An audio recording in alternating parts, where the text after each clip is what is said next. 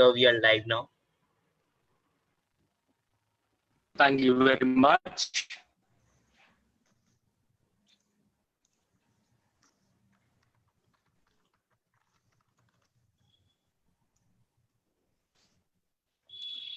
Thank you, Dr. Abhishek Pandey, for this kind invitation. Thank you very much, sir. Thank you very much. I'm very much pleased for your presence, and I'm very happy to have you in CWSIR, and especially in this program being chief guest. Thank you. Such a great personality, a great name in your domain. Thank you. Thank you very much. Your Indian names are so long and difficult to spell. Yeah, thank you very much. Switch off the fan because sound comes, you know. Good afternoon. Good afternoon. Oh, Professor Alex. Yeah, greeting from Vietnam. Very good evening, sir. Alex. Yeah, here. Hi, Alex. Evening. Yeah. How are you? Pleasant evening to all the dignitaries. This is Dr. Kunal Anand. Yeah.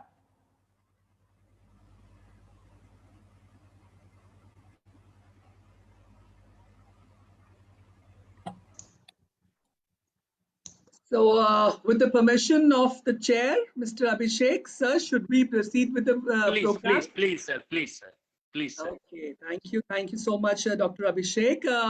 Well, I am Dr. Kunal Anand. Presently, I'm the principal for Delhi Public School, Udhampur, situated in J&K, the northern part of India. I'm also the secretary for MeetX at CWSIR. I'm the secretary, general secretary for Jammu Sahodiyas School Complex. And I'm truly blessed and honored today to host or moderate this session on panel discussion of education in 2030 with the national and international dignitaries. It is my sheer honor that today I am among you great educationists and other people from the various fields of your expertise. So today's program, I think, would be more of discussions and deliberations on the new education policy, the new educational scenario across the globe. We have the honor of having Professor Alhaqul Charak, Professor of University of Babylon, New York, as our chief guest for today's discussion. I welcome you, sir, on this forum. Thank you for joining us. I would also like to welcome Mr. Suminder Singh. He's the Managing Director for International Delhi Public School, Jammu, a very renowned educationist, a true friend of mine as well.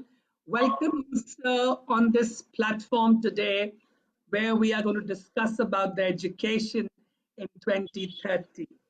Let me have the honor of welcoming the dignitaries, the panelists, the loving, smiling faces, all I can see here.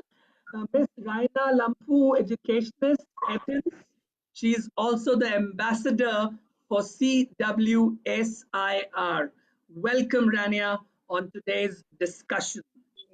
Let me have welcome Mr. Uma Shankar Singh, former principal DPS. So he's my, I could say he's my guru brother. We are holding the same organization. Welcome, Umesh Shankar Singh, sir. He's the coordinator for CWSIR. I would also like to welcome Professor Babu George. He's Associate Dean, Christian Brothers University, USA. He is also the honorary patron of CWSIR. Welcome, Professor George, on today's platform. At the same time, I would like the honor of welcoming Professor Alex. He's Professor Information Technology at Vietnam, coordinator for CWSIR. Welcome, Professor Alex, on the digital platform today. Thank you. My honor and pleasure to welcome Professor Ajit Kaushik, professor at Florida Polytechnic College, USA. He's also the honorary patron of CWSIR. Welcome, Professor Ajit Kaushik.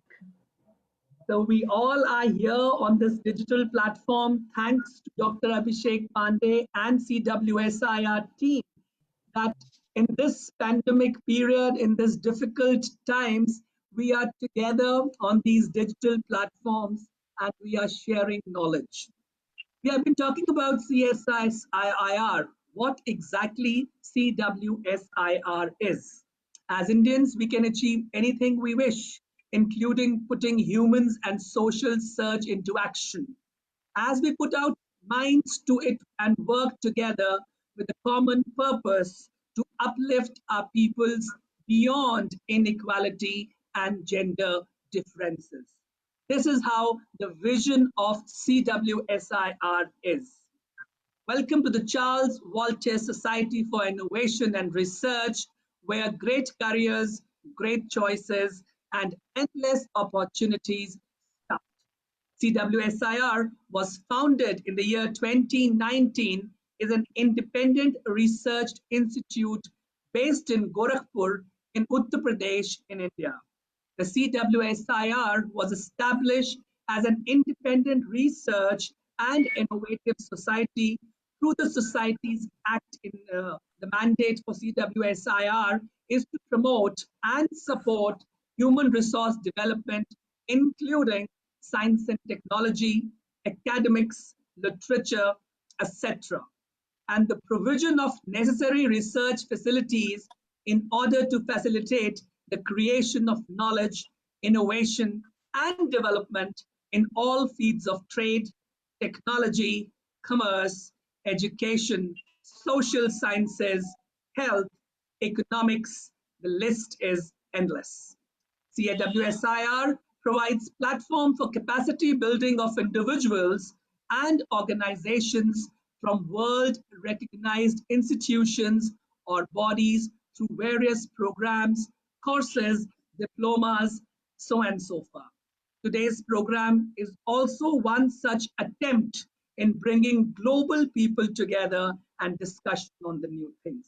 CWSI team is recognized by national and international peers and decision makers for quality relevance of their work, often done as leaders of team of constructive networks. CWSI provides platform for scholars who are interested in sharing their own views, knowledge, and research findings with international audience. We are really thankful to Dr. Smita Tiwari, the founder of CWSIR, and Dr. Abhishek Pandey, the president of the organization, who are working tirelessly in making these dreams come into reality. I am honored to be a part of this organization. The new thing what the organization is coming up with is BTEX, and today we all are actually working on this platform. We all are on this platform of research, of innovation, of discussion among each other. So I would be keeping this whole program very, very simple and very, very interactive. So we have all the best of dignitaries today who are present here on this discussion. Before I begin the discussion and start storming our brains and questions, I would request all our dignitaries to please go ahead of a short introduction of themselves so that all the audience who are joining us live through the Facebook and other social medias would come to know what great people are there today on this panel discussion. We would like to start with our honorable chief guest, sir. Sir, over to you.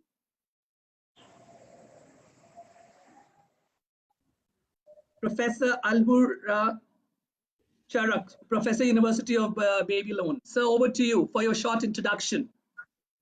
Thank you, Dr. Conal Anand, for this presentation. I am so happy to be among these scientists and professionals in different disciplines of education. First of all, I would like to thank CWSIR, this society, for kind invitations. I also thank these organizations for exploring the true platform of innovation and research in different disciplines. In fact, The platform of CWSIR aims to promote the exchange of ideas from researchers from different disciplines. This will encourage the cooperation between scientists from different disciplines and stimulate the growth of interdisciplinary knowledge. I would like to present my blessing to each speaker in this global talk and extend my gratitude toward each one of them in his particular domain. I ask God to bless them for their noble need. If you don't mind, I would like to say some things. Please, sir, go ahead. This regarding the ancient history. In fact, actually, I am proud that I am from Babylon. Babylon, the ancient city of the Mesopotamia. The Mesopotamia, in which the first letter was written. Mesopotamia education was a cornerstone of life for all empires in the ancient history. The first schools were started by the Sumerian in the north southern of Mesopotamia.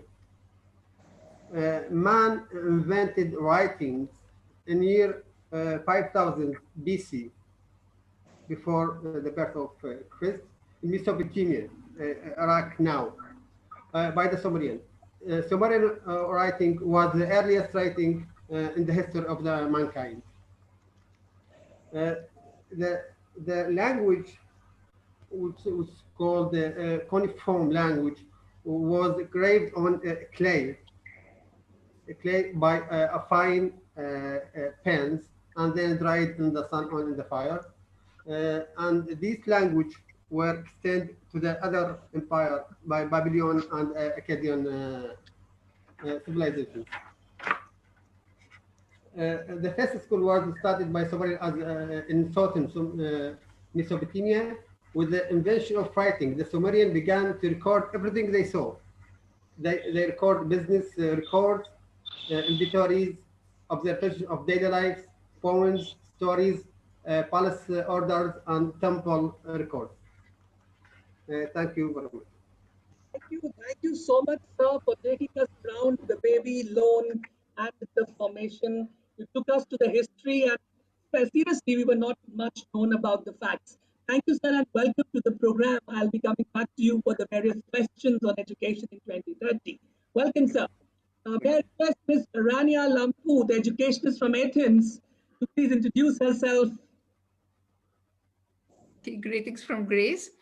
I warmly thank Charles Water Society for Innovation Research and especially Dr. Abhishek for his kind invitation to be today a part of this unique, I think, a very original and resourceful event, panel discussion, and to be among special educators and professionals from all around the world.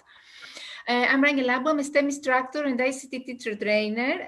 Currently, I'm working at the Ministry of Education at the Directorate of Educational Technology and Innovation. I'm also a Global Teacher Prize finalist. I have so far received 23 international awards for my STEM projects. And I'm also the founder and the national coordinator of 4 international projects based and focused on the Agenda 2030 for Sustainable Development, United Nations.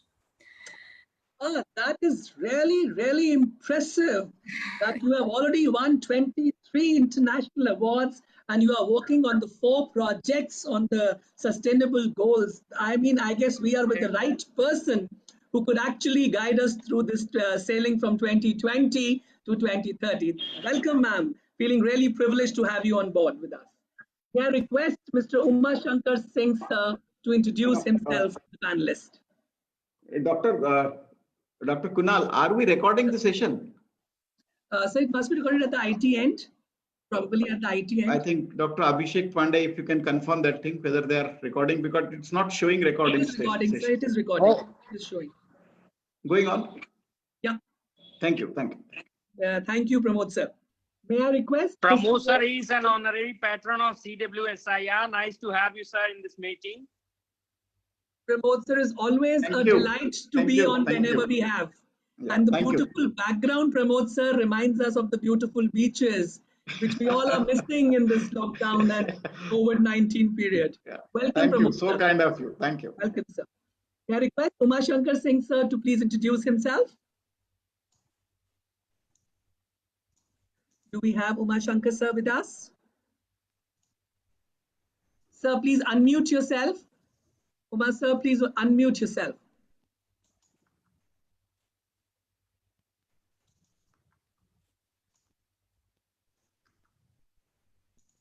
May I request? Hello, everybody. Yes, sir. Yeah, hello, everybody. Very good evening and Jain to one and all. At the outset, I would like to take this opportunity to wish you all a very happy Navratri and Vijayadashmi. And I am just humble and honored to be part of this wonderful session to start. I have been working as the principal for the last 17 years. I remain in association with Delhi Public School, Aditya Birla Public School, Sunbeam School, Varanasi as the founder principal. Currently, I'm working as the senior principal of Acharya Sudarshan Patna Central School. I just love writing poetry also, and I am also master trainer.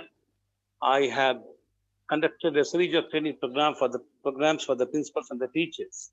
I am just a learner, and a principal is treated more like a chief learning officer, and that is what is all about me.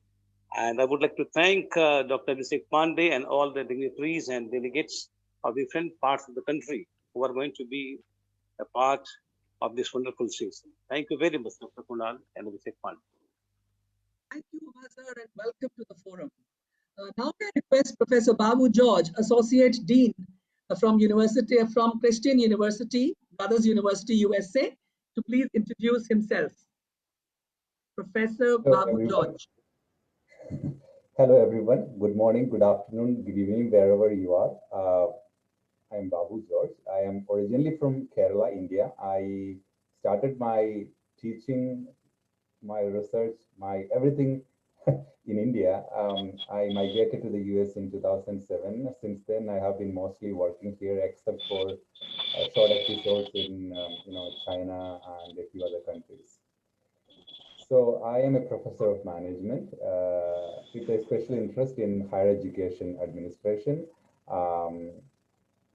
I have been keenly observing this topic over the last 5 to 7 years at least, and I am privileged to be a part of this brainstorming session.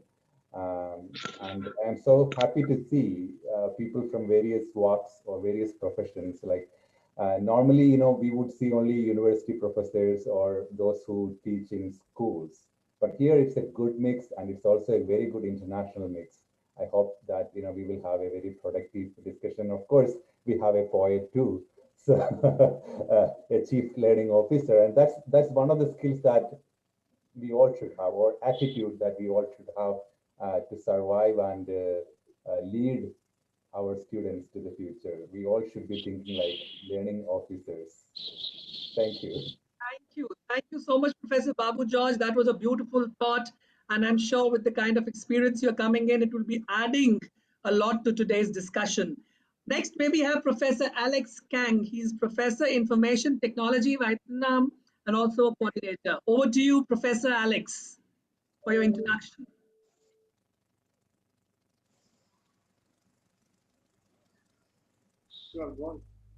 Yes, Professor, sir. You are not audible, sir. You check your audio, please.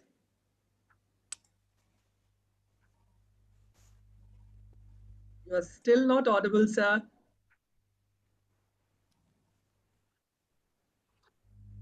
Hello. Yes, sir. Now you are audible. Yeah. Hello and good morning, good afternoon, and good evening for all of you here. Yesterday, I had the session chair with the University of Babylon, Iraq. Mr. Charas, just information with you. So I just give some information about me.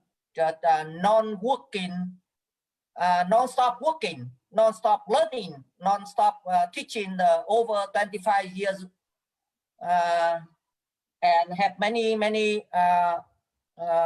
book in information technology in Vietnam, and some book in the international markets.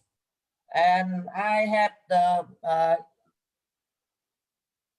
have been the software engineering and data science class in some university in Vietnam, especially in the Ho Chi Minh City, and some project in a government.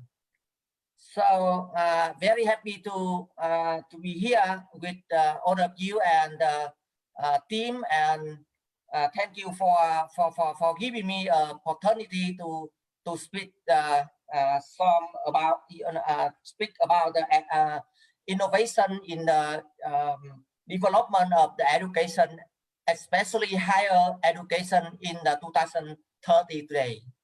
Thank you. Thank you, Alex, sir, and welcome once again. Yeah. Please may I request Professor Ajit Kaushik, a professor at Florida Polytechnic College, USA, to please introduce him to the whole gathering. Professor Ajit Kaushik. Hi, greetings from lovely Florida. My name Ajit Kaushik, and I did my PhD from National Physical Laboratory, India. And my focus was exploring nano systems for diagnostics application. I did my PhD from there, but my PhD was different. Might be from, I'm sorry, might be from a normal PhD, because National Physical Laboratory is the oldest lab in India, which deals with maintenance of the standard in India. If any product is not up to the mark, that product will not come to the market. It means every company has to follow certain standards. And if company is not following standards, their license can be canceled. So this is a kind of number game. This is well executed in every business, in company, business, economy, education. So I learned this from there, that if you are not in number game, you cannot be successful. So to understand more this number game, after my PhD, I got an opportunity to work in South Korea, Japan, Ireland, and then I finally landed at America. So since 2011 to 2018, I worked at Florida International University as an active scientist, exploring nanosensors and drug delivery system to the brain, and managing 17 projects from NIH. I realized that I'm not on a good track. So I quit my job. I went to beach, drink a couple of beer, and then decide what to do. So then I realized that I should teach. This is something I can make a difference in community. And I don't want to teach like reading books or throwing books on the head of kids, because I don't want to spoil the generation. Okay. So what did I do? I applied to a university, which is Florida Polytechnic University, a brand new university of Florida State, and deals with only undergraduate. We don't have master student, we don't have PhD program. So I realized after joining this university that if I want to make a difference in this community, then I should shape the future of new kids, which are too much engaged in reading books without knowing the value of the context, or without knowing the value of a particular topic. So at the same time, I'm teaching applied chemistry and biotechnology for health care management.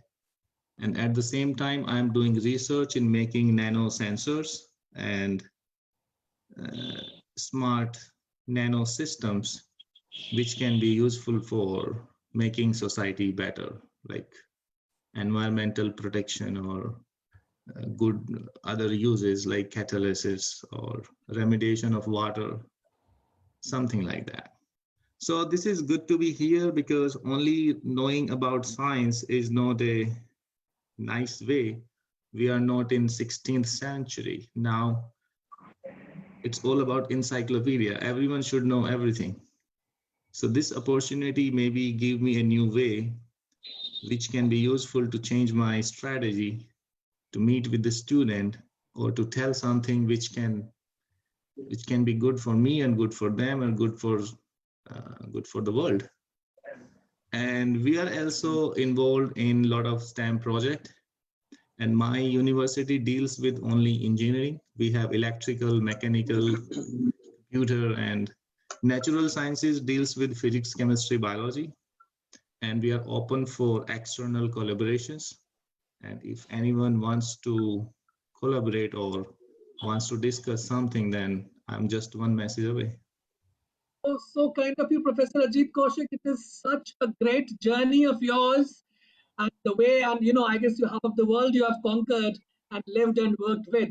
Welcome, Professor Ajit Kaushik. I'm sure today's discussion will be a blend of innovation, technologies, history, as well as some international projects on the sustainable goals and IT. And so much when I was listening to all of the greatest personalities from the various fields they are here today, I was just counting that today's discussion will end up with something very, very innovative, very, very energetic, and very, very informative.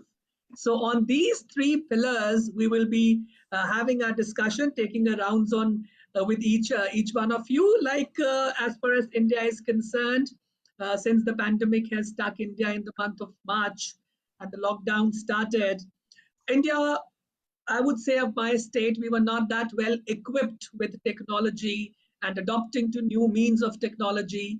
And in between, the new education policy was also introduced.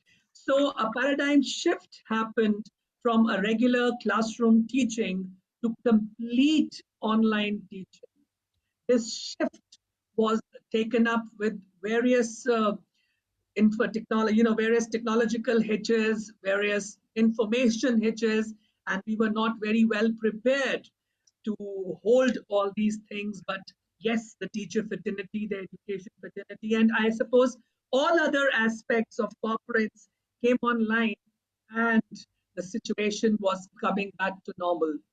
And today, after almost 7 to 8 months in the pandemic, this opportunity, what we are here today with the best of people across the globe, would have not been possible if we would have not visionized this thought that education can be different for different times. So as the topic says, education in 2030 means another decade to go when we look at how education and how educationists would be going ahead. So I think I would love to start with Rania Lampu, ma'am, because she is already working on various projects and she is there for the sustainable goal also. So I would like to take on you, ma'am, from here, that how do you see this paradigm shift in education today, and where do you see that this education system would lead to in 2030? Over to you, Rana, ma'am. I strongly believe that the COVID pandemic is shaping our future and that it is a generation-defining moment. That means that I think personally that can be a turning point in this era of globalization, a great resetter of economies, societies, and education. That means it's a great opportunity to bring forward long-awaited reforms for the education community's digital skills. We have seen also many paradigms of innovation. The pandemic stimulated innovation in the education sector. And what I want to say here is that in states that have no technological infrastructure, leadership has emerged as a vital tool because teachers were forced to follow the words of the American president who said that doing what they can with what they have. That means that where leaders do not have the necessary technological infrastructure, they have to put heart, brain, and soul. Our current reality calls for responsible leadership. During the pandemic, teachers were unprepared, had a lack of abilities of infrastructure, but I think that this is a good way to develop 3 essential skills, special skills: flexible teacher, adaptable teacher, and resilient. And the adaptable teacher is a teacher who is able or willing to to change in order to face a difficult condition. A flexible teacher can do this easily. A resilient teacher is someone who can overcome very difficult conditions. Of course, teachers must be more open, more adaptable towards technological advancement. But here I want to say something. We are at the threshold of the 5th Industrial Revolution. So far, 4th Industrial Revolution has equipped us with many powerful tools, such as artificial intelligence, virtual reality, Internet of Things, robotics, etc. All these have brought in better communication and connectivity across the globe, have made the future of education more challenging, more intelligent, more hyper, more customized. But according to research, many specialists say that there is a problem here with the 4th Industrial Revolution. What is the problem? That the human factor was ignored and has left a sign of dehumanization, an element of dehumanization. And I want to associate that with the recent research about corona pandemic, about mental health problems. Many people, and especially children, suffer from mental health disorders like depression, suicide, insomnia, poor concentration, post-traumatic stress. So I think that we need in the future education to prioritize on the human factor and the mental health problems in order to better cope future crises and to be ready for immediate changes, but also for future crises. So we need a social and emotional learning at the same time. Of course, I would like to say also that the 5th Industrial Revolution is associated with the agenda, the United Nations Sustainable Goal, the framework that addresses the key physical facets of life in our global landscape. And this includes all domains: social, environmental, economic domain. And this aims at eradicating poverty in a knowledge-formed dimension, combating inequality. We need to build resilient education systems. That means flexible, inclusive, equitable education systems. And at the same time, I want to highlight the role of teacher, which is multifaceted. And I mean that now the teacher is not only the input provider, he's an advisor, he's a facilitator, he's a prompter, he's a storytelling, he's someone who encourages students to express their feelings, because in this time, period of especially of lockdown, we need to encourage students to express their feelings, to sharing, to storytelling, and bring the focus back to the mental health and mental well-being. Of course, I want to say also that the new educational policy needs to support teachers in every way. In education policy means many skills, ICT skills, and of course, support them with training on how to teach students, how to promote online learning, but also support them. As I also want to say that I forgot to mention that I'm a neuroeducation researcher, and recently I've written an article about how we could teach in the coronavirus era, using effective teaching methodologies based on neuroeducation principles.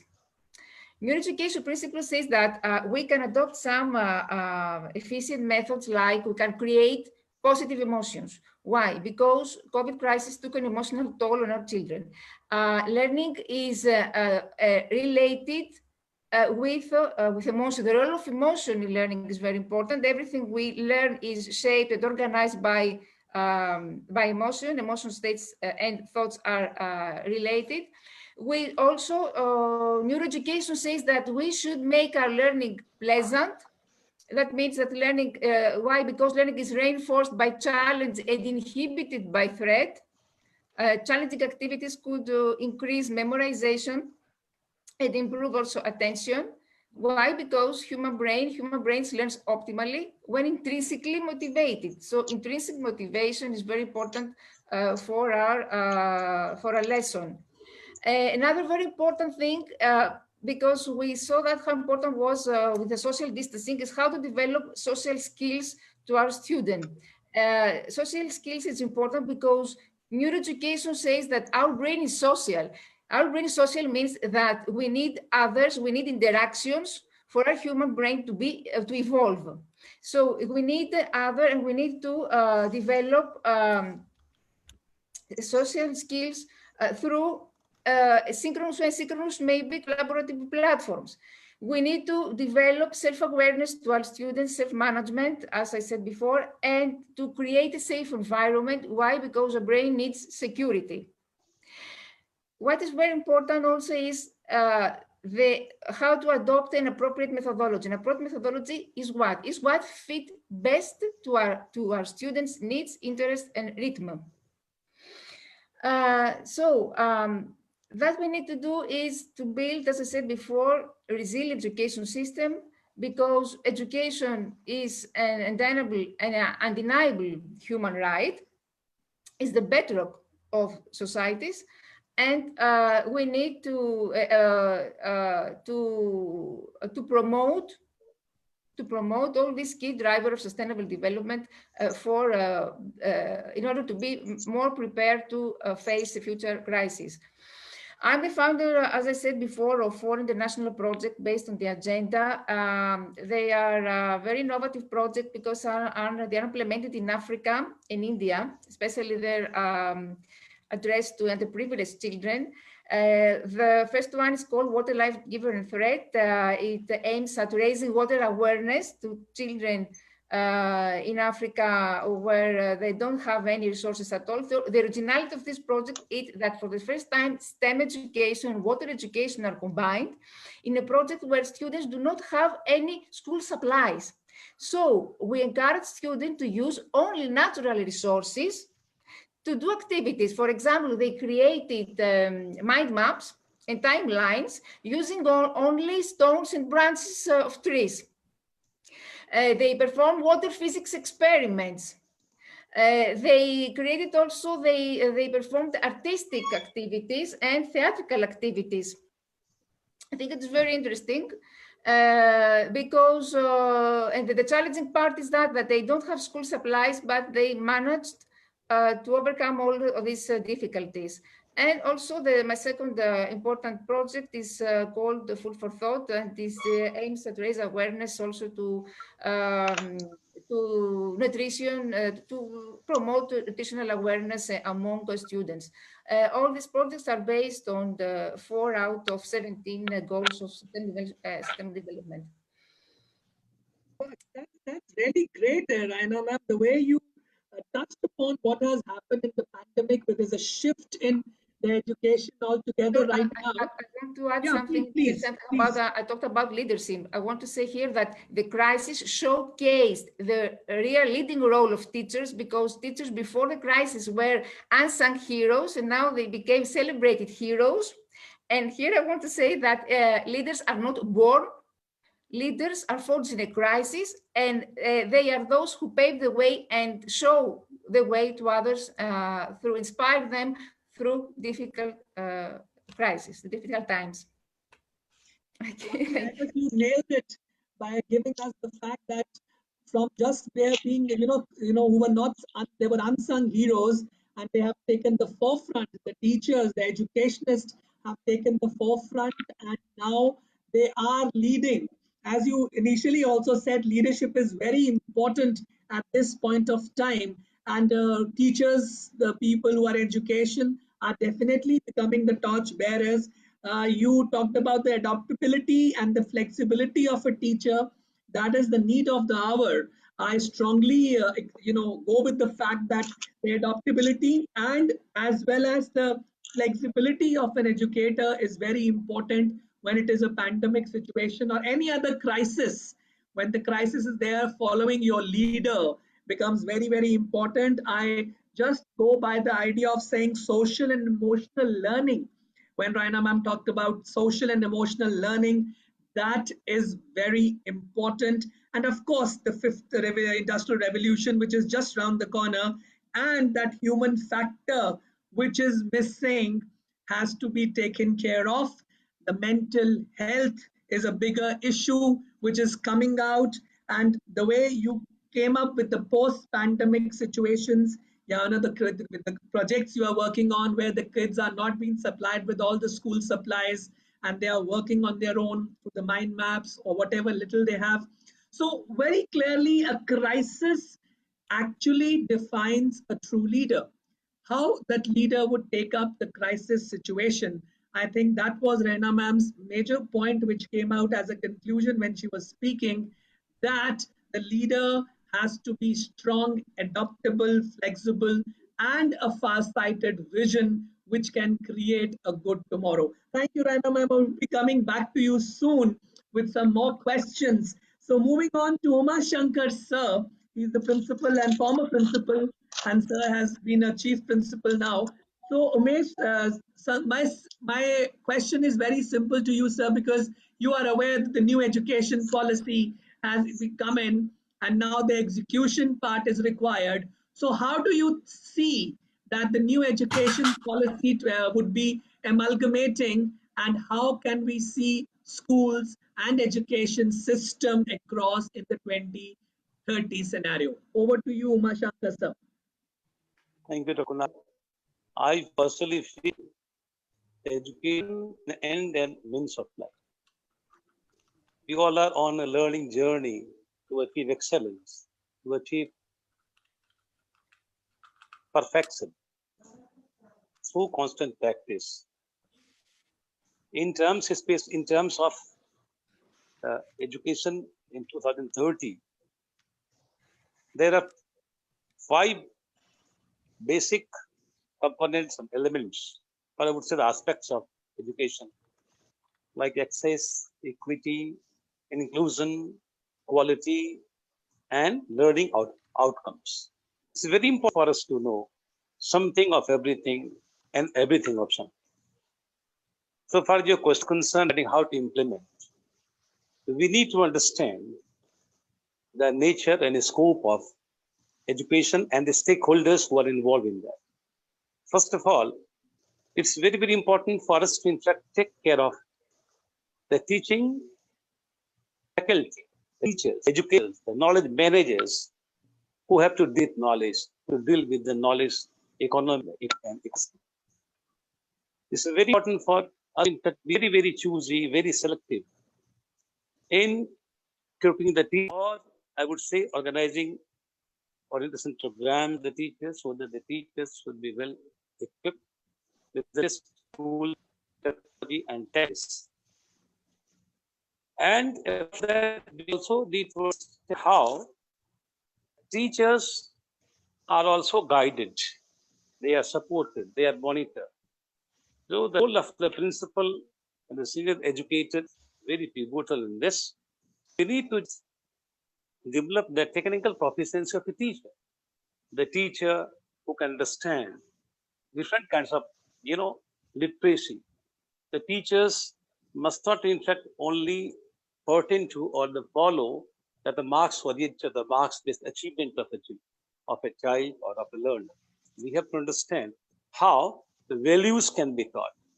Actually, the thing is that we need to understand the need-based education. We have to treat as a teacher to teach a child, first of all, understanding the speed, style, aspirations and limitations of the children.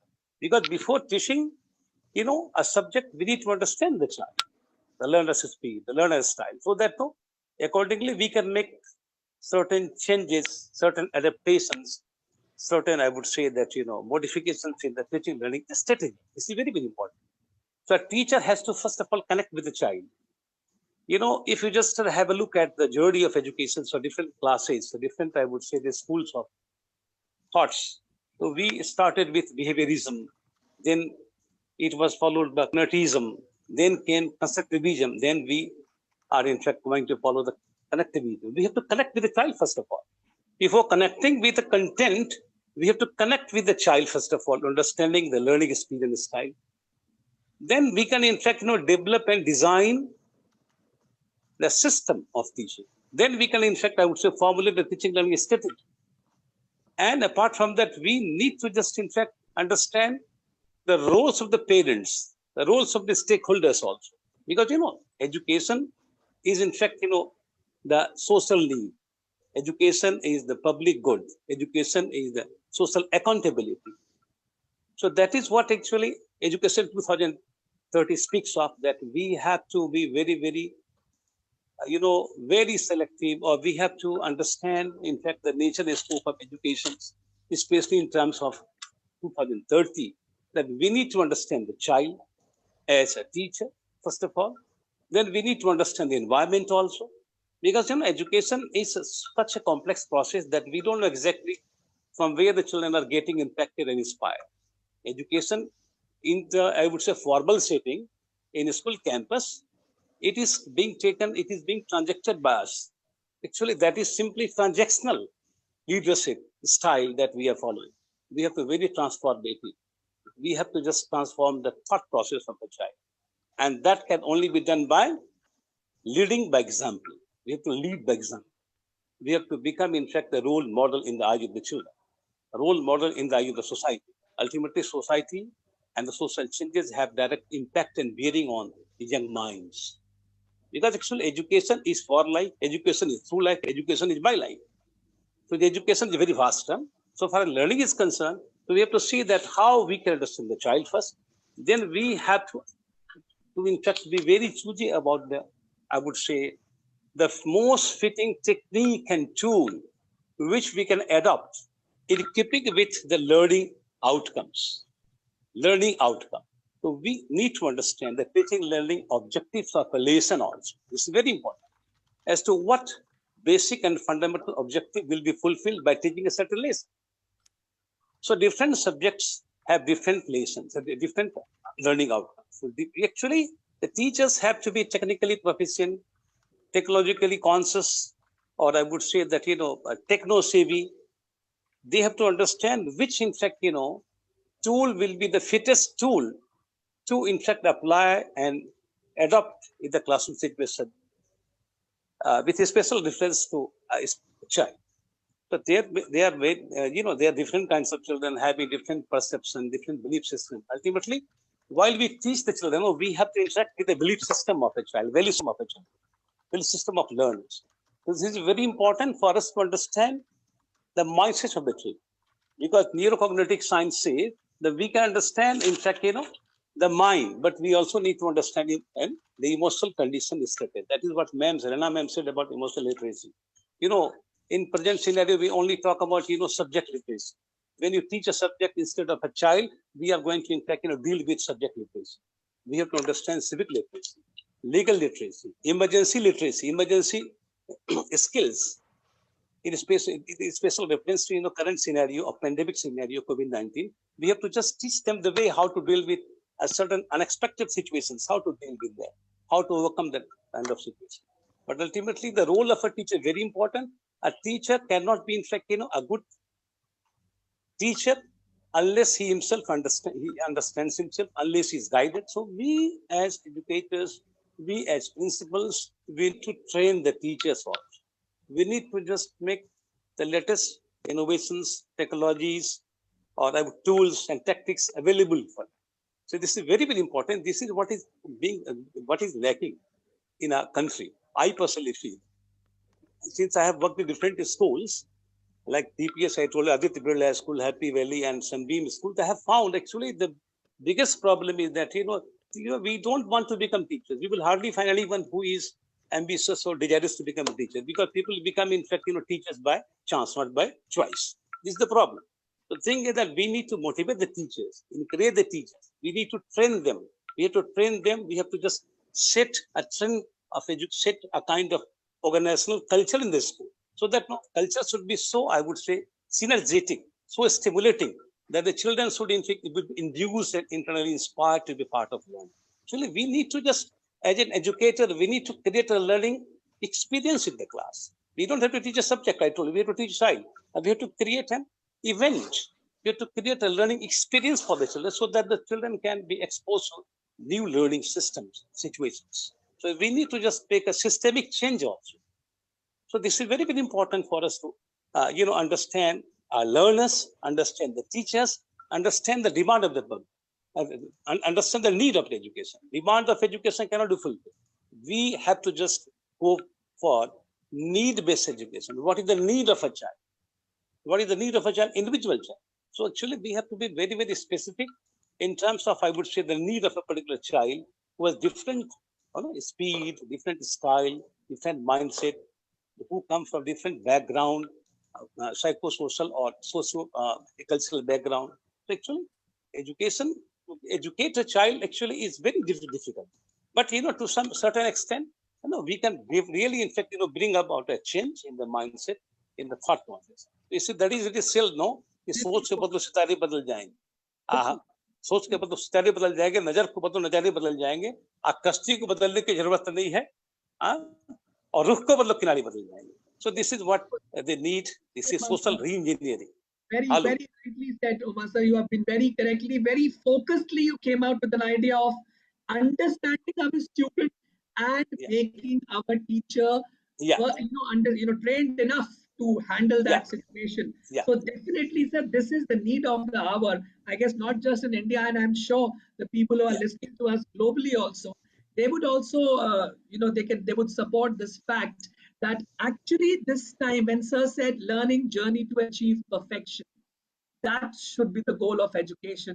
That learning journey should be very much focused towards achieving perfection. And when he said that the teachers are the knowledge managers, that's a beautiful term, Umashankar sir, you used.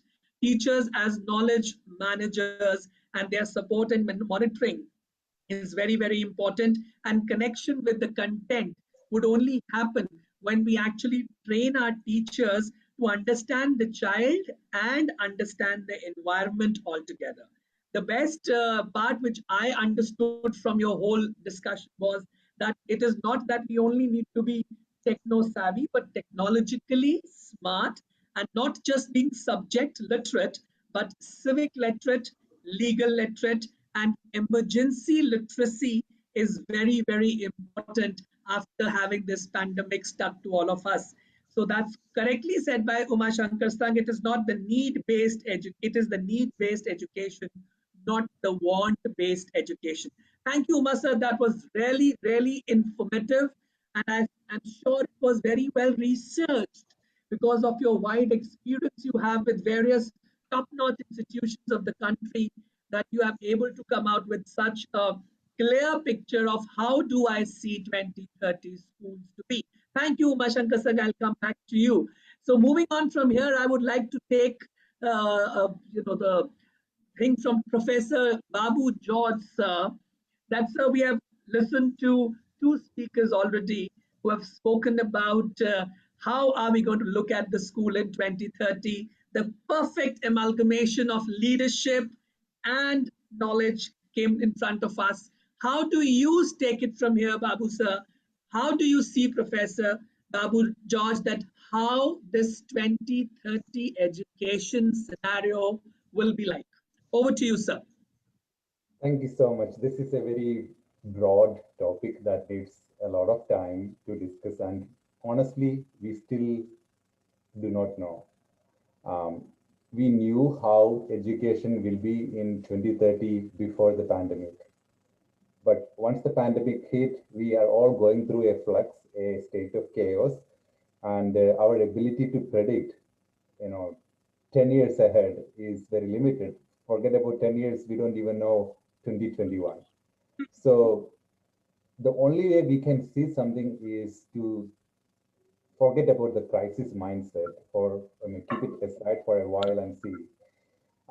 Some of the major drivers of change before COVID-19 hit are actually the number one driver was technology. And obviously during this crisis also, technology has come forward and become the number one driver of change in higher education. But unfortunately, higher education system did not anticipate the need for this kind of a transformation. And you can see, if you look into the history of anything, you can see that the existing players, the existing leaders in any industry would be the least prepared ones for the next wave of change. The other day I was talking to someone about travel industry. Travel industry was fundamentally transformed, and the existing leaders were not the ones who transformed it. They have a disincentive to fundamentally transform the industry that they are currently leading. You know, Thomas Cook is no longer a player in the travel industry. So you can see that all our attention has been currently on what is Harvard doing, what is Yale doing, and MIT doing in terms of making education 2030. But my gut feeling, based on whatever I have seen in other industries, is that innovation is going to be exogenous even in higher education. The leaders of higher education, or even in primary and elementary education in 2030, would be those players we do not anticipate. They may be coming from an entirely different industry. They may not be coming from higher education industry. So which is probably a grim picture, because we all like and love teachers. We love the way education is being imparted. But we should also know that this was not the case forever. The current university system is not something that was there from time immemorial. I mean, we have a professor from Babylon, the Tower of Babylon fell. Likewise, we might see a fundamental, destruction, demolition, or I would say creative destruction of the current system as a result of all the technological changes that are happening, particularly artificial intelligence and machine learning.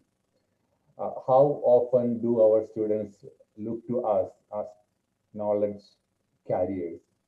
How often do your students ask you for answering a question versus answering Google or Siri or Alexa? My elementary school going daughter rarely asks her teacher, for something. She basically asks Alexa, Alexa, what is this? So the role of teachers has fundamentally changed, but we still do not know what exactly the new role is.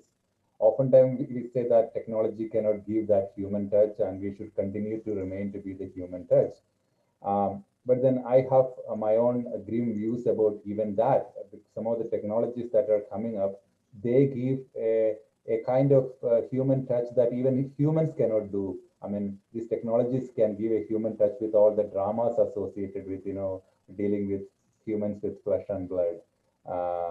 So I am at a loss, to be honest, but I also see that there is still a role for us as teachers, and we need to collectively invent it.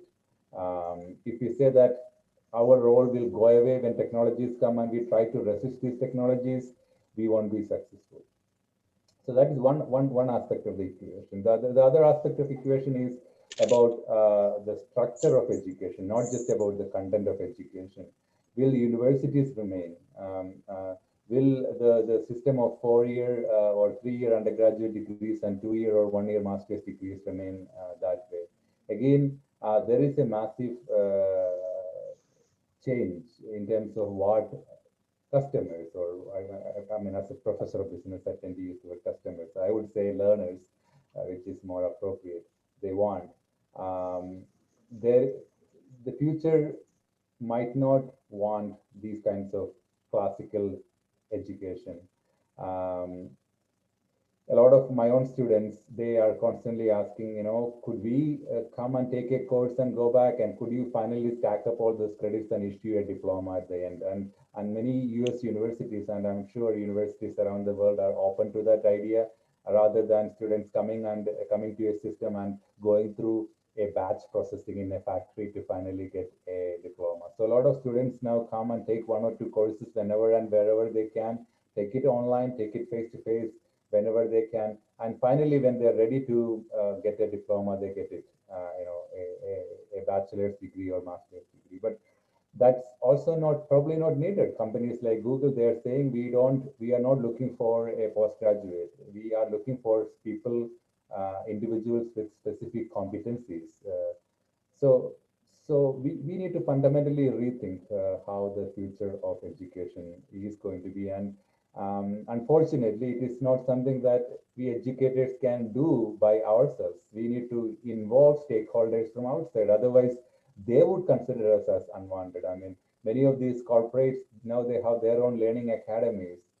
They don't depend so much on universities as much as universities depend upon them. Even for creating new innovations, big businesses are looking into entrepreneurial ecosystems or startups rather than to research facilities hosted by universities.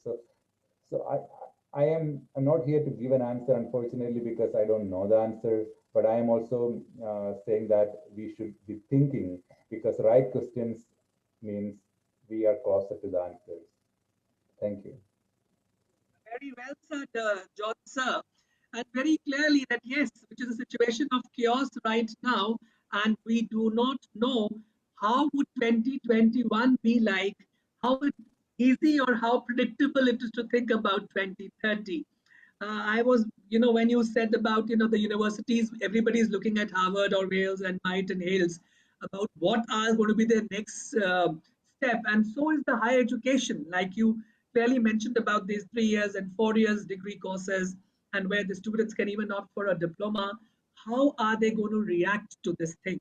And certainly, I also buy the fact that this human touch can never be forgotten. And yes, the technology is much more humanly being accepted and executed in this pandemic period, because if you look at this point of time, if technology would have not been there, it would have been nearly impossible for us to connect with our teachers, to connect with educators like you on this platform. So this platform also has a human touch, because we all are seeing each other, we are talking to each other, sharing our views. So that human touch will never go away. The way come what may the technology would be, but it would be either the mastermind of humans or driven by humans. So definitely, sir, it is very difficult to say at this point of time that how the 2030 would look like. But yes, if you are having the kind of more opportunities coming up, the fundamental rethinking need to be done.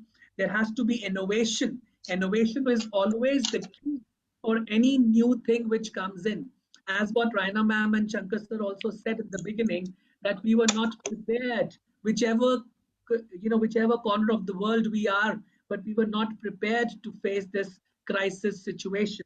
So thank you so much, John sir. Would be coming back to you for the last and closing comments shortly. I would like to move to Professor Alex Kang, who is from Information Technology. So the right techno man, I think, who can answer and give us a clear description that how he sees today and what he looks at 2030 to be like. Over to you, Professor Alex Kang, for your inputs on how do you see the schools, education and higher education would look like in the year 2030. Sir. Alexa, are you with us? Yes. Can I share screen? Yes, sir, please.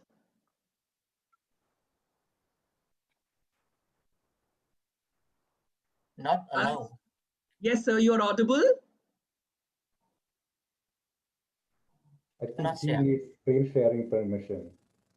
He would like to show a presentation. You want to share the screen, sir? IT department, I request you to please allow Alexa to share his screen. We have given him permission, sir. Thank you. Alexa, you may go ahead.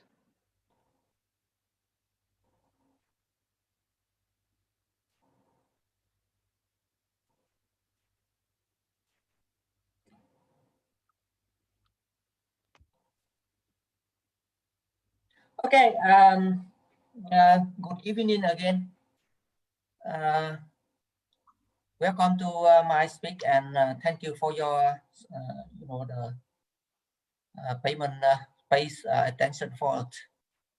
I would like to share with you about the education ecosystem 5.0 and education in 2030. Some idea sharing with you. First, I would like to talk about, the AI-centric and cloud-based learning platform in higher education. Today, the demand for online learning is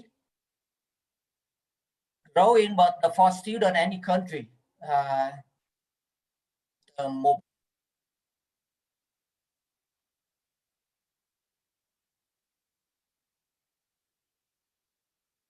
you're not audible. So you're not audible to us. Alexa, if you could just check your audio, please.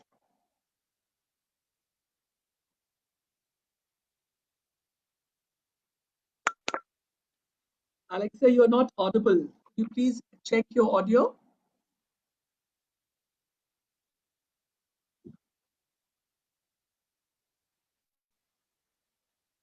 There looks like some technical glitch. Alexa, can you hear me?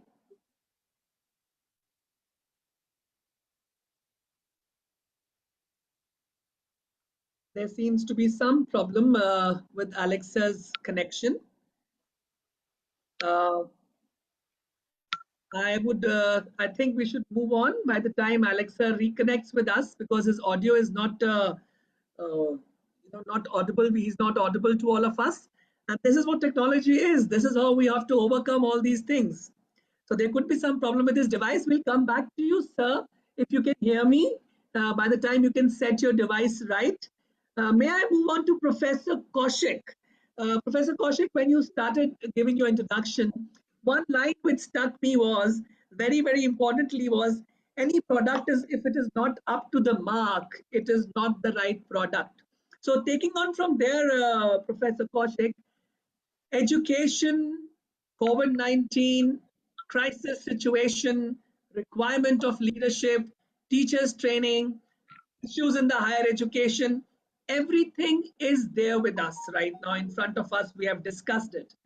You have come in from a various fields. You are there. You have adaptability towards various new things. And you said that you want something not a routine in teaching. So, Kaushik sir, how do you think that idea of not a routine teaching, which is your forte, how would that idea can be incubated in the education policy to come across and see our schools in 2030? Over to you, Professor Kaushik.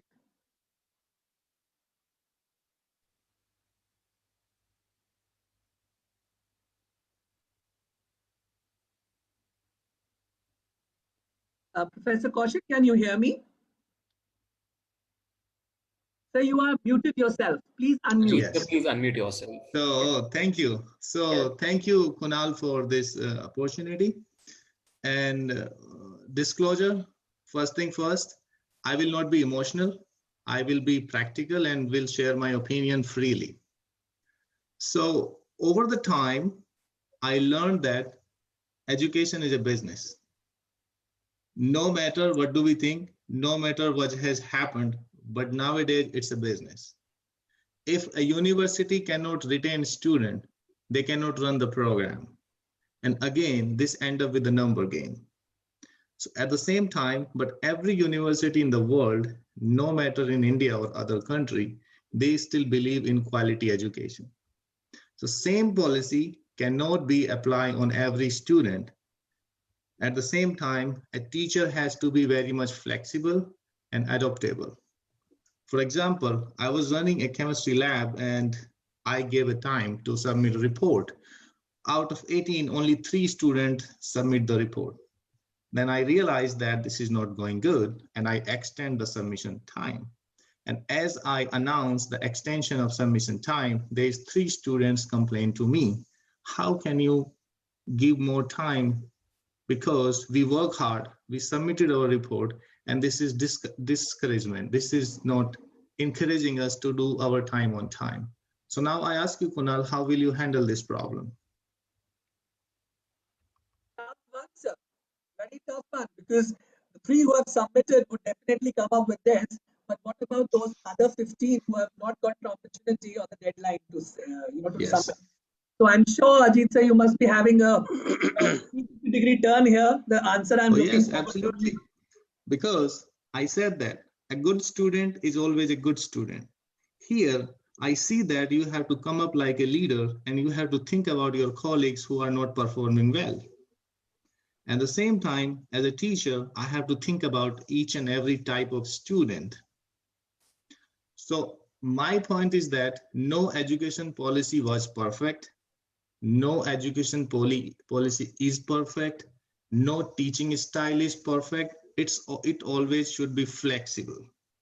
One thing that I request that policymakers and bureaucracy should understand this mindset and the necessity of this flexibility, and they should encourage teacher in that way. Don't be hard, be flexible, motivate your student. Now I came to your pandemic time. It's very tough time, as we understand now. You know what is happening in pandemic time? The utilization of internet is increasing. Everyone is a philosopher. Everyone does argument. Everyone discuss whatever is useless. Only few people are talking good things.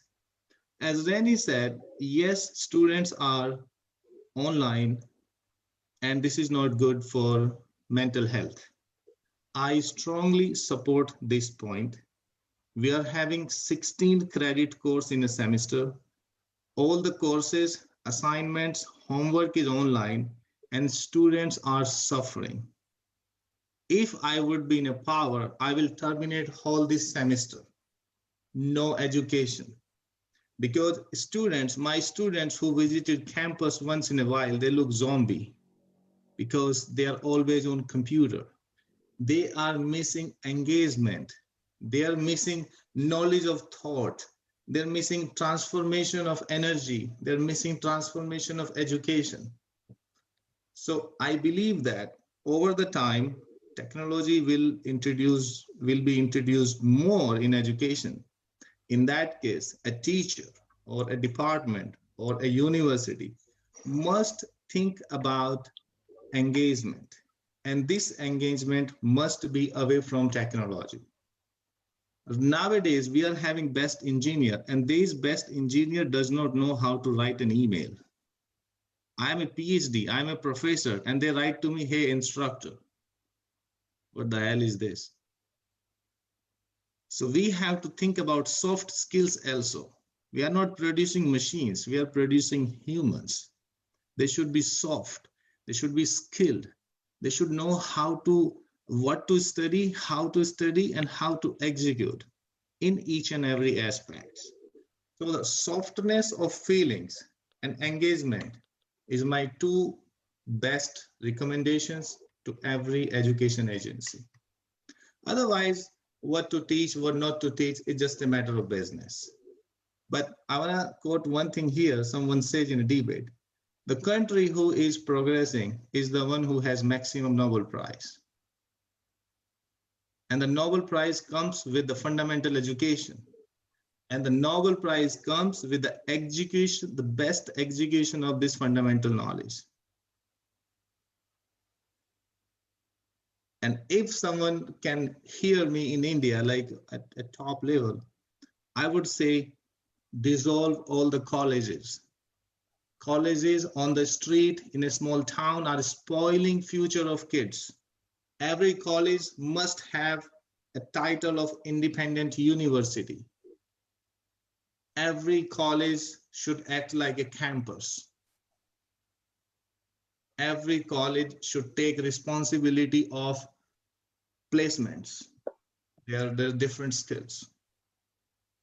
So there are possibility or scope of changes in every sector.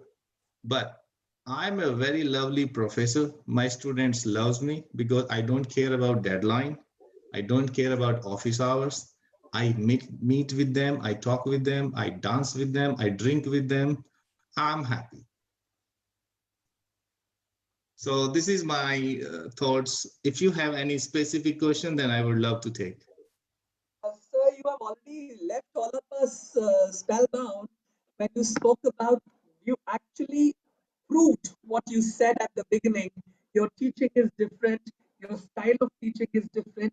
And now we got to know that your expectation from education is very, very different.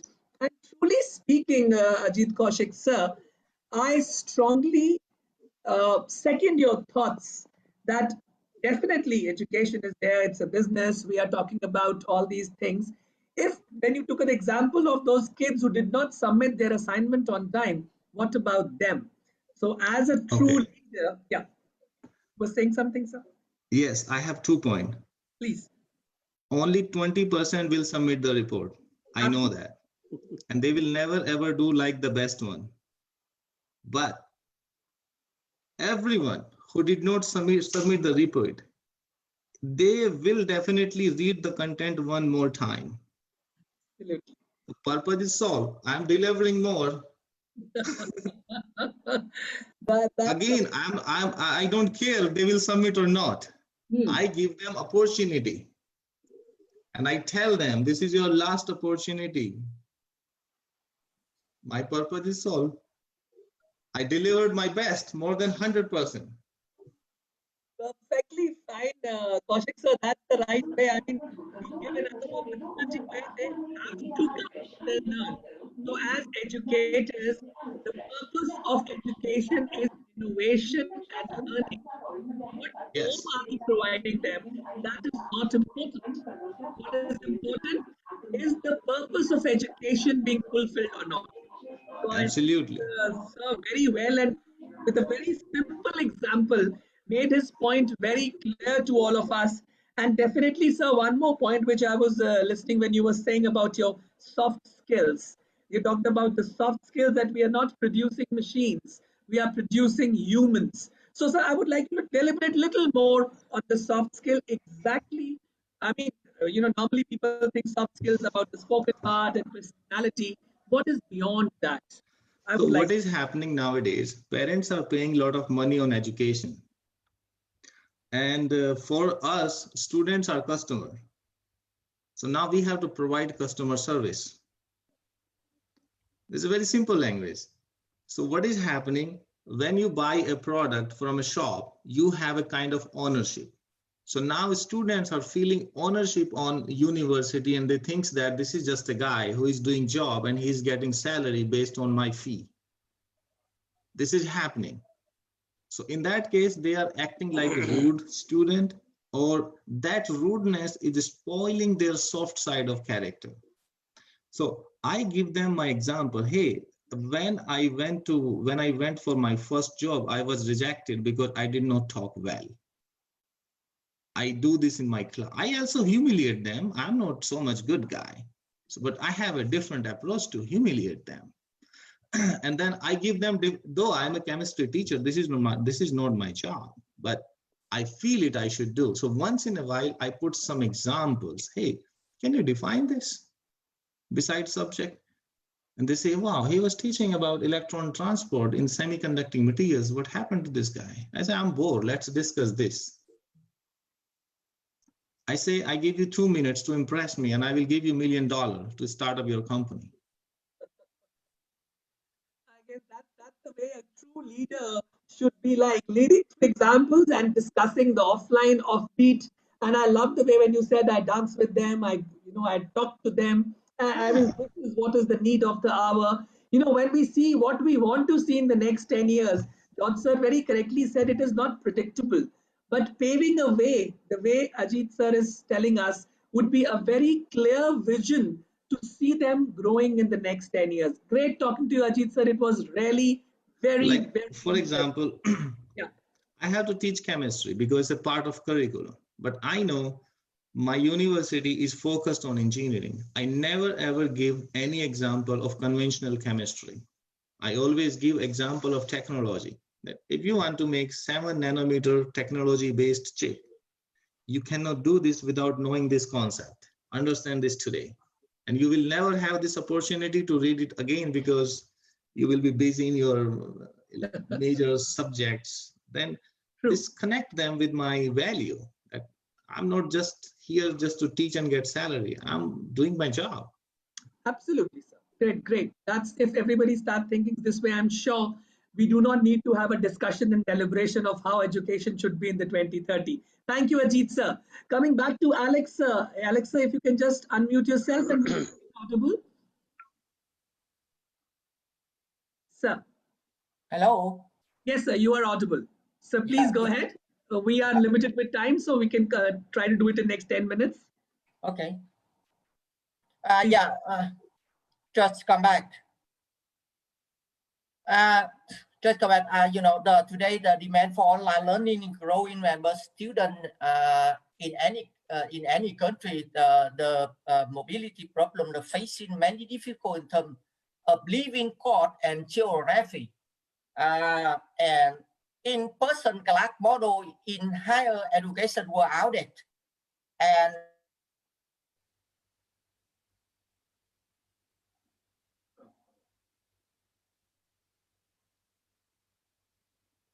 it looks like again there is some technical glitch at sir's end. We are unfortunate that we are not able to listen to his expert views because he is. Alexa, you've muted yourself. Could you unmute yourself again, please? Yes, already. Yes, sir. You Now can hear. you're audible. Audible, sir. Go ahead. Okay. Today the demand for the online learning is growing, but the student for any country, the mobility problem is facing many difficulties in terms of living cost and geography. For example, the student in the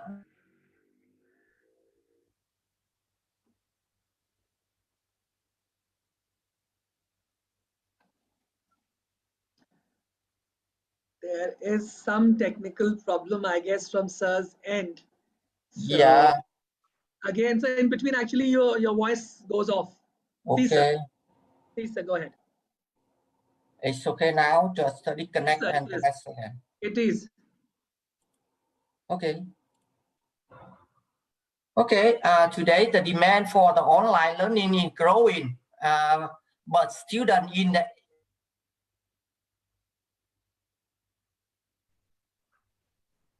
I think his presentation is creating a problem.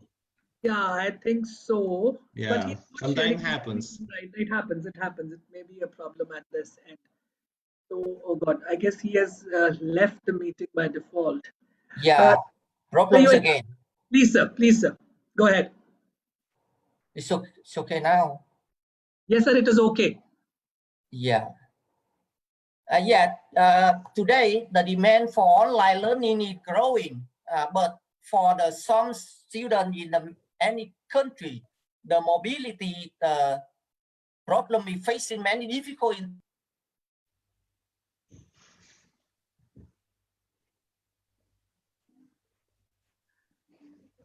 There is a difficulty. Abhishek, sir, what do you suggest? Because it is getting disconnected. Shall we proceed with the program?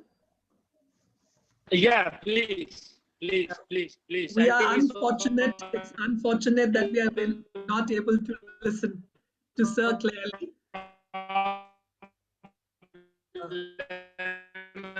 It will be creating keep on problem. So is your network, sir. Your network is also not giving us maybe his audio is not clear. Probably. So it's unfortunate, I guess, on our part that we will not be able to hear his thoughts. But I'm sure with the kind of discussion going on, we can go on for hours together with the greatest of people who are here, who are sharing their views on this thing. So before I move on to the chief guest for the formal, insight about this, quickly I will go back to each of the speakers. I would like to give you a minute. All speakers, question is common. When I close my eyes and I see 10 years down the line, how do I see my education to be? 1 minute to each speaker, starting for Raina ma'am. When I close my eyes, look down the decade and see where my education leads me to. Raina ma'am.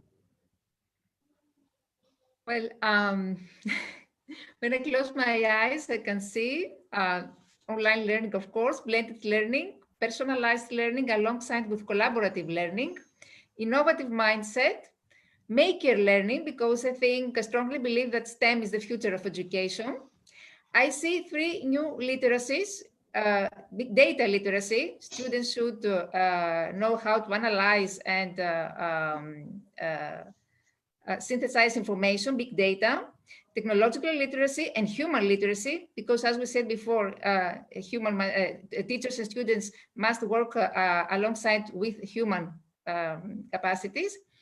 I'd also see an inclusive societies, because crisis exacerbating pre-existing education disparities by reducing opportunities for marginalized and vulnerable groups of people. For example, people who live in rural areas, or persons with disabilities, or refugees. There has been a learning loss at all levels of education, and an increased dropout due to prolonged school closures. And I want also to highlight the new trend here, what is globalization, is a new term that has emerged in opposition to globalization. Globalization means that we live far more local lives than in recent decades, but with greater global awareness. That means we are adapted locally, but with a globally cooperative ethic. Absolutely, absolutely. Thank you. Umesh sir, in 1 minute, how do you see when you close your eyes the 10 years down the line? Umashankar sir, are we here? Well, put the same question to Professor Babu George sir. Sir, when you close your eyes, how do you see 10 years down the line? Education. Yes, I do not see a lot of difference in terms of certain things, but a lot of difference in terms of certain other things. Again, we need to distinguish information and the role of teachers in sharing the information, and that's going to fundamentally change, already changed. Thank you. So, yes, that's the only thing. We are not going to be barriers or aliens, and that role has teachers cannot think like they are past that era. A lot of teachers still think that they are the gatekeepers of wisdom, gatekeepers of knowledge, and we need to change that attitude. And students already changed that thinking about teachers. They don't consider teachers with that kind of reverence or respect, as if they are the people to look forward to knowledge or information. Yes, and as I said, I don't know what else. Thank you, George sir.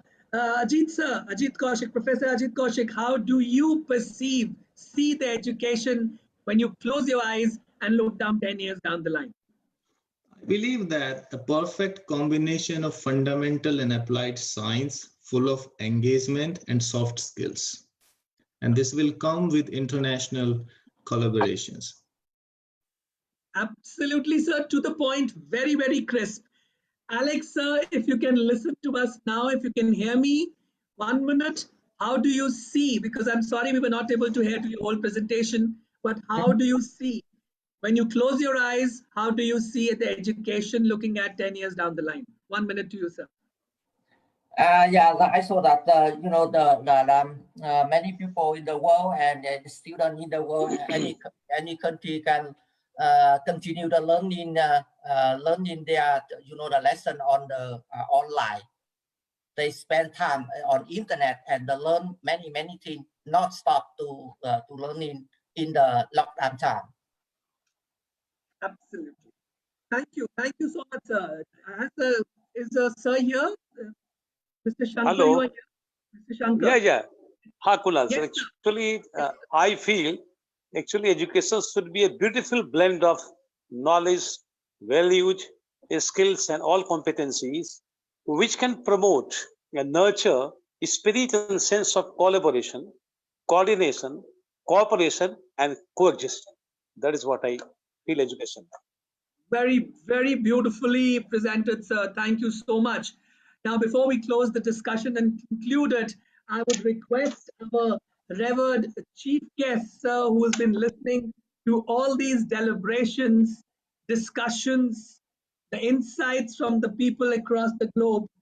Professor Sir, how do you think that today's discussion can become to a conclusion? Over to you, Professor Al-Huchak, sir, Professor of University of Babylon, New York, who's the chief guest for today's program. Over to you, sir. Before I answer your questions, I want to add something. Please, sir. A strange thought.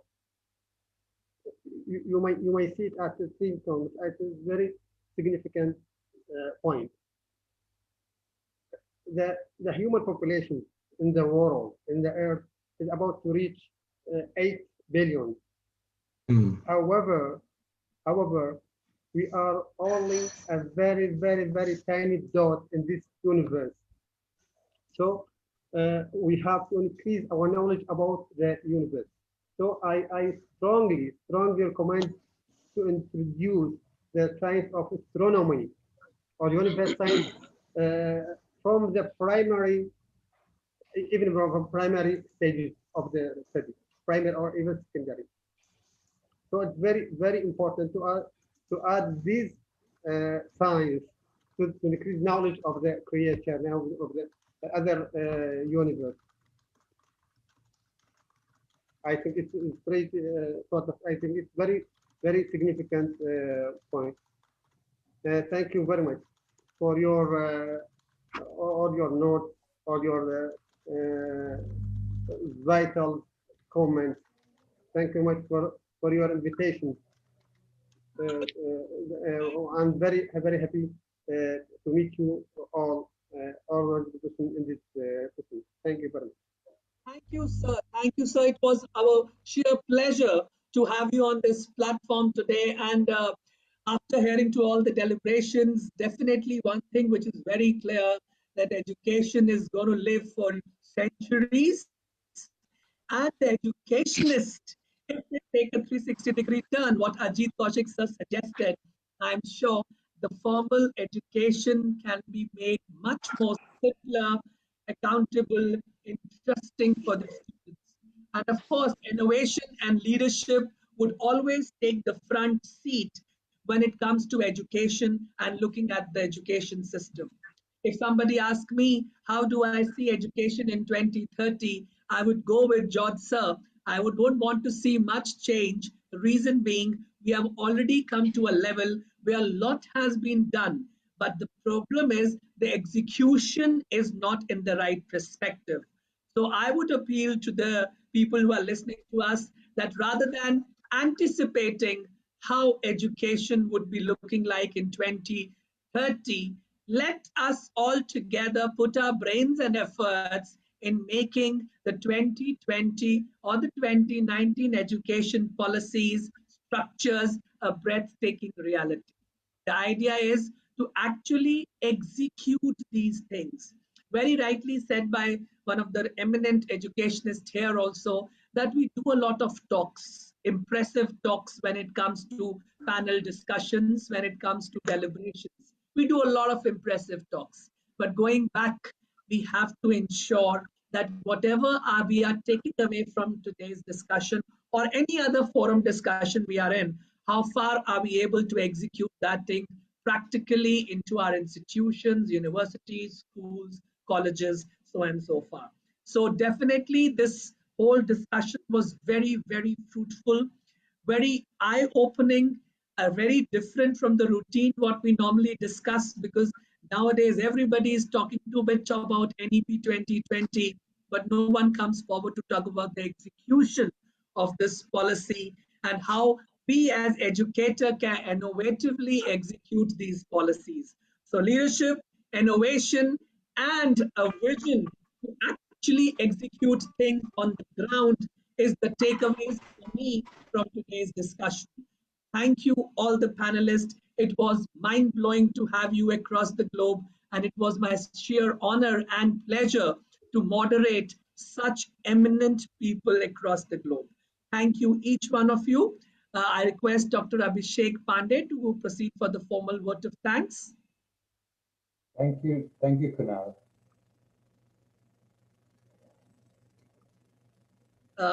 Is Mr. Pandey, are you there? Dr. Abhishek Pandey, the president for CWSIR? These technical glitches will never be overcome. See, we are proving it from here only. Humans' jobs can never be replaced with the machines. I don't think. Pramod Mahajan, sir, would you like to put in an expert closing comment, please? Definitely. And I'm very happy. I'm very happy that. Very good evening, each one of you connected. Thank you very much, all of you. Yeah, hello. Am I audible? Yes, sir. Am I audible, please? We are Mr. Dr. Abhishek.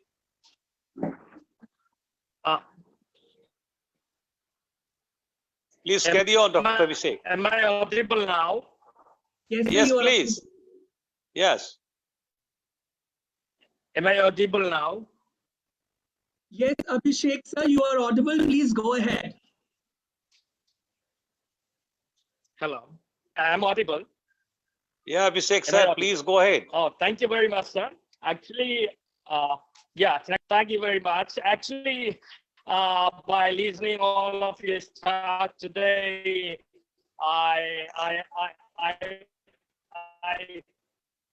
am very much pleased to have the great brain of the world on the platform of CWSIR. And I would like to extend my view to the compassion in education.